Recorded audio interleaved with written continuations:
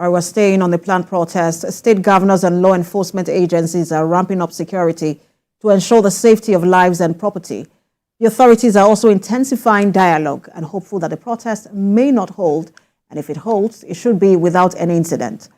The Inspector General of Police held an emergency security meeting with heads of paramilitary agencies to map out strategies on how to effectively protect the lives and property of citizens during the planned nationwide protest. Celestina Area reports.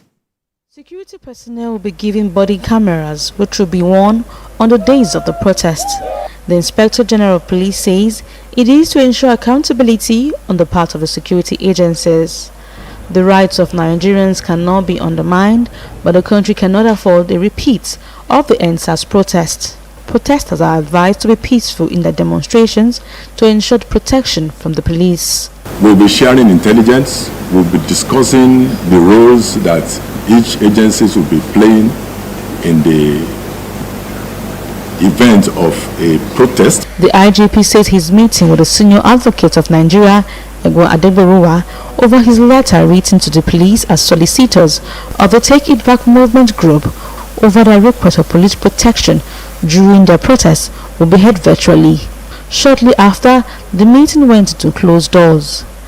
First Public Relations Officer Olomuyiwa Adejobi parades a suspect who was arrested in Jos over his comment on social media via TikTok, allegedly inciting violence over the protest.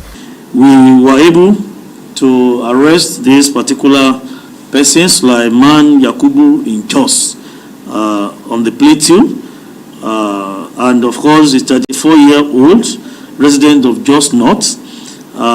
During interrogation, Yakubu confessed to being the individual in the viral video, but has not been able to explain his motivation for such statements with severe criminal implications. Attention was drawn to a false publication on certain media platforms that the IGP has imposed curfew on Nigeria.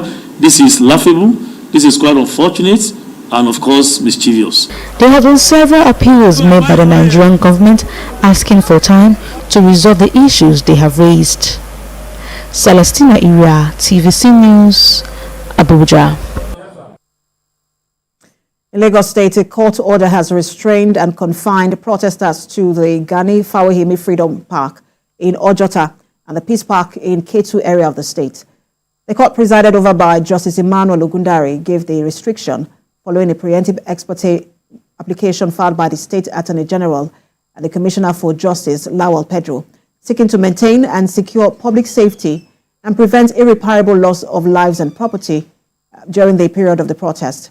Listed in the application as co-defendants are representatives of Active Citizens Group, Take It Back Movement, and Commissioner of Police, Lagos State.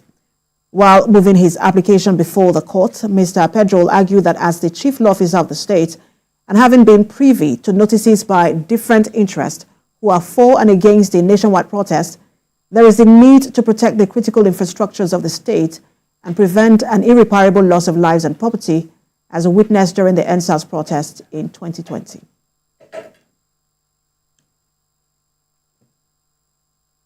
A group of protesters led by senior advocate of Nigeria, Oluwa Adegberuwa,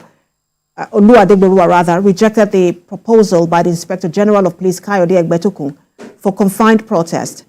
The IGP suggested that a protest be confined in identified locations and advised against street rallies. IGP Egbetokun mentioned that the police can provide adequate security if the protest is restricted to certain locations rather than a procession. Human rights lawyer Femi Falano, a senior advocate of Nigeria who represented the Nigerian Bar Association, other lawyers, civil society organizations were among those in the meeting.